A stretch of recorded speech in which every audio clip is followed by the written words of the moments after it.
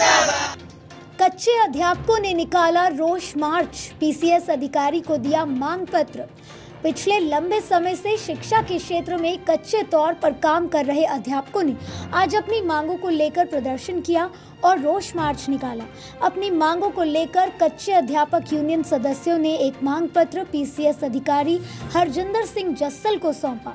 अध्यापकों की मांग थी कि वे पिछले लंबे समय से शिक्षा के क्षेत्र में काम कर रहे हैं, लेकिन उन्हें वेतन भी कम मिल रहा है और उन्हें पक्का भी नहीं किया जा रहा। मौजूदा सरकार ने सरकार बनने से पहले ये वादा किया था कि उन्हें पक्का किया जाएगा, लेकिन सरकार अपने वादे को भूल चुकी है। अध्यापकों ने 2 टूक चेतावनी दी कि अगर उन्हें बिना शर्त पक्का नहीं किया गया तो आगामी 15 तारीख के बाद संघर्ष और तेज होगा। साडी मेन मंग ये है कि सानू बिना किसी शर्त तो पक्का किया जाए, क्योंकि सानू 18 साल हो गए जे असीं उदों दे पढ़ा रहे हैं तो की गल 18 साल असीं किहड़े रिजल्ट नहीं दिते। सानू सिक्ख्या सकत्तर वालों खुद प्रशंसा पत्र दिते गए, अवार्ड दिते गए, वो बिना किसी गल्लों तो नहीं दे सकते। वेखो वो इन्ने वड्डे अधिकारी आ, कुछ उन्हां को कुछ की सारी उन्होंने सोच समझे कि मैं किन्नू किहड़ी चीज़ देनी है। ठीक है, देखो उन्होंने जे सानू अवार्ड दिते, प्रशंसा पत्र दिते आ, इहदा मतलब वो साडीआं सेवावां तो खुश ने। पर सानू इस गल की नहीं समझ लगती कि जो सानू तनख्वाहां देने की गल आउंदी जां रैगूलर करने की गल आउंदी आ, उदों साडे विच नुक्स उन्हां नूं क्यों दिसन लग जांदे आ, उदों साडे टैसट क्यों लैना चाहुंदे आ। देखो जेहो जी साडे कोल क्वालीफिकेशन है ना, उन्होंने किते मापिया नहीं जा सकता। साडे कोल 18 साल का तजर्बा आ, जे नवें बच्चों नूं साडे सामने लिया के खिलार देणगे ते वो साडा मुकाबला कदी भी नहीं कर सकते। उन्हां दा मुकाबला ये कराउंदे आ नंबरां राहीं, एक फैक्चुअल इनफॉर्मेशन राहीं। देखो फैक्ट याद रखना हुण साडी यूनियन दे जां साडे टीचरां दे वस दी गल नहीं आ, ये सकत्तर साहब जानते इस गल तो, क्योंकि जिहड़ी साडी मैमरी है ना एज के हिसाब नाल जिहड़ी फैक्चुअल इनफॉर्मेशन है ना उन्होंने लैक करदी, वो लॉस हुंदी आ, ते जिहड़ा तजर्बा आ वो साडा परिपक्व हुंदा वा। 70-80 नंबर ते सीधे साडे तजर्बे दे ही बनदे आ, जिहड़े कि किसी मापदंड विच नहीं आउंदे। ते एक 100 नंबर के पेपर दे विचों साडे जिहड़े टीचर आ कोई 5 नंबर तो पिछे रह जांदा, कोई 10 नंबर तो। इहदा मतलब ये नहीं है भी साडे टीचर नलैक ने, नलैक नहीं है। साडे टीचरां कोल टैट क्लीयर ने, साडे टीचरां कोल DLED आ, BEd आ, JBT आ, ETT आ, NTT भी कर ली आ। देखो एक नवी सिक्ख्या नीति जिहड़ी आ, असीं वेखो किसी रूल के बाहर होकर गल नहीं कर रहे, असीं रूल रैगूलेशन दे विच रह के गल कर रहे हैं। उहदे विच बकायदा लिखिया होया वा कि जिहड़ियां NTT दीयां पोस्टां है ना उन्हां विच ओह मेन मंग की हैगी है। मेन मंग ते ही सर मैं आ रही हाँ कि NTT दीयां पोस्टां दे विच इन्हां ने सानूं पक्के करन नूं किहा सीगा कि तुहानूं असीं NTT दा कोर्स करा के पक्के करांगे। उहदे विच बकायदा लाइन लिखी हुई आ कि जिहड़े साडे कोल पहिलां टीचर स्कूलां 'च काम कर रहे आ उन्हां नूं 6-6 महीने का कोर्स करा के उन्हां पोस्टां 'च मर्ज किया जाए। तो फिर इहदे विच देखो जो मर्ज करन दी गल हो गई तो फिर टैसट कित्थों आ गया। टैसट दे विच इन्हां ने सारे ही ओपन कैंडीडेट लै लिया, BEd ETT +2 10वीं 12वीं सब लैके ते साडी जिहड़ी भर्ती आ उहनूं खराब करन दे आ। क्यों करते हैं साडे नाल इदां? क्योंकि इन्हों दिसदा नहीं है कि असीं 18 साल बिना तनख्वाहां तो असीं इन्हां दे स्कूलों च काम करदा, इन्हां फिर साडे अगे टैसट रखदे आ। टैसट असीं क्लीयर नहीं कर देना, टैसट असीं नहीं देना, असीं टैसट का सख्त विरोध करते हैं। सानू बिना किसी शर्त तो रैगूलर किया जाए। अज साडा जिहड़ा रोस प्रदर्शन आ वो इसे करके आ कि सानू बिना किसी शर्त तो, बिना किसी होर गल तो, लारे लप्पे तो, मीटिंगां तो सानू पक्के किया जाए। इसे पोस्ट दे विच मर्ज कर देन जां ही जिहड़ियां पोस्टां ते काम कर रहे हैं जां सानू उन्हां ते पक्के कर देन।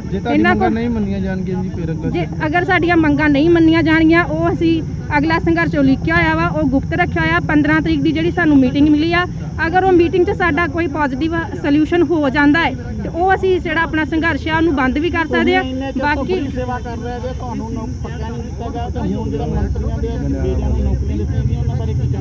सर वेखो वो नौकरियां करदे ही अपने वास्ते आ, उन्होंने साडे वाल ध्यान ही नहीं हैगा। उन्होंने पता कि साडा काम चलन दिया, फ्री च चलन दिया वा। जदों ये पोस्टां कढदे आ 10-12 पोस्टां कढ के ते 50-50 हज़ार लोगों को पैसे इकट्ठे कर लेंदे ते वो पोस्टां दे नाल पहिलां ही कड्डियां चुनियां हुंदियां भी इहनूं ही इत्थे रखना।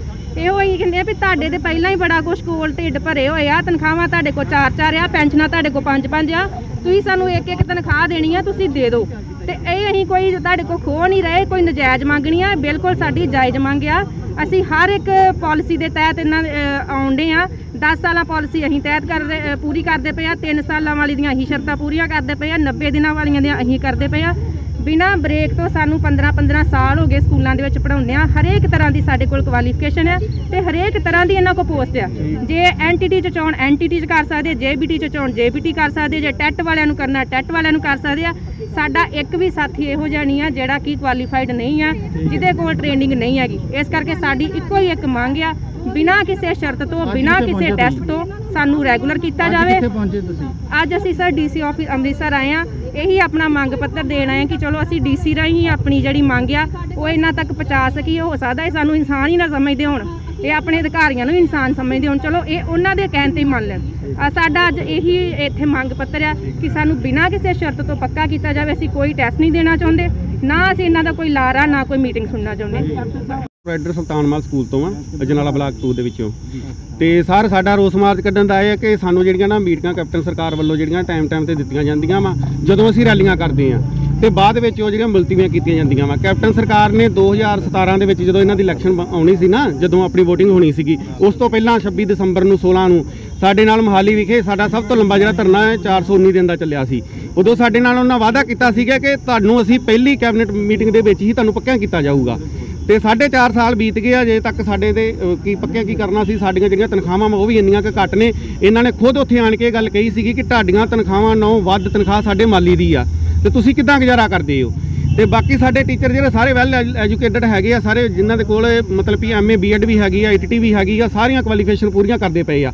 ਹੁਣ ਇੱਕ ਨਵਾਂ ਇਹਨਾਂ ਨੇ ਰੱਖ ਦਿੱਤਾ ਹੈ ਕਿ NTT ਕਰੋ, NTT ਵੀ ਕਰ ਲਈ ਆਪਾਂ, ਠੀਕ ਹੈ। ਉਸ ਤੋਂ ਬਾਅਦ ਕਹਿੰਦੇ ਇੱਕ ਹੋਰ ਟੈਸਟ ਕਰੋ। 70 ਮਤਲਬ ਵੀ ਜਿਹੜੇ % ਜਿਹੜੀ ਆ ਸਾਨੂੰ ਸਾਡੀ ਜਿਹੜੀ ਆ ਹਾਂਜੀ ਤੇ ਉਹਦੇ ਵਿੱਚ ਜਿਹੜੇ ਆ ਅਸੀਂ ਇੰਨਾ ਮਤਲਬ ਐਕਸਪੀਰੀਅੰਸ ਰੱਖਦੇ ਆ ਕਿ 70 ਮਾਰਕਸ ਆਪਾਂ ਟੈਸਟ ਦੇ ਵਿੱਚੋਂ ਸਿਰਫ ਐਕਸਪੀਰੀਅੰਸ ਦੇ ਲੈ ਸਕਦੇ ਆ, ਪਰ ਇਹ ਸਰਕਾਰ ਸਾਨੂੰ ਦੇ ਨਹੀਂ ਰਹੀ। ਇਹ ਕੀ ਕਹਿੰਦੀ ਆ ਕਿ ਜਿਹੜੇ ਨਿਊ ਯੂਥ ਆਈ ਆ ਜਿਹੜੀ ਉਹਨਾਂ ਦੇ ਨਾਲ ਜਿਹੜਾ ਤੁਹਾਡਾ ਜਿਹੜੀਆਂ 8393 ਸਾਡੀ ਮੇਨ ਮੰਗ ਇਹ ਆ ਕਿ ਜਿਹੜੀ ਸਾਡੀ NTT ਦੇ ਵਿੱਚ ਆਪਣਾ ਵੱਲੋਂ ਜਿਹੜਾ ਮੰਗ ਪੱਤਰ ਦਿੱਤਾ ਗਿਆ ਹੈ, ਉਹ ਉਹਨਾਂ ਨੇ ਆਪਣੀ ਸਰਵਿਸ ਰੈਗੂਲਰ ਕਰਾਉਣ ਵਾਸਤੇ ਦਿੱਤਾ ਗਿਆ। ਉਹਨਾਂ ਦੀ ਮੇਨ ਮੰਗ ਹੈ ਕਿ ਸਾਡਾ ਜਿਹੜਾ ਮੰਗ ਪੱਤਰ ਸਰਕਾਰ ਨੂੰ ਭੇਜ ਦਿੱਤਾ ਜਾਵੇ, ਤੇ ਸਾਡੇ ਵੱਲੋਂ ਸਰਕਾਰ ਨੂੰ ਇਹਨਾਂ ਦਾ ਮੰਗ ਪੱਤਰ ਭੇਜ ਦਿੱਤਾ ਜਾਵੇ, ਤੇ ਸਰਕਾਰ ਵੱਲੋਂ ਹੀ ਇਹਦੇ ਉੱਤੇ ਕੋਈ ਕਾਰਵਾਈ ਕੀਤੀ ਜਾਣੀ ਹੈ। ਠੀਕ ਸਰ, ਉਹ ਕਹਿੰਦੇ ਕਾਫੀ ਦੇਰ ਤੋਂ ਅਸੀਂ ਇਕੱਠੇ ਹੋ ਰਹੇ ਹਾਂ, ਪਰ ਸਰਕਾਰ ਨੂੰ ਕਈ ਵਾਰੀ ਨੋਟ ਭੇਜੇ ਪਰ ਲੇਕਿਨ ਕੋਈ ਹੱਲ ਨਹੀਂ ਹੋਇਆ। ਇਹਦੇ ਸੰਬੰਧੀ ਮੈਨੂੰ ਕੁਝ ਨਹੀਂ ਪਤਾ ਗਾ, ਕਿਉਂਕਿ ਮੇਰੇ ਕੋਲ ਤਾਂ ਹਜੇ ਪਹਿਲੀ ਵਾਰੀ ਹੋਇਆ।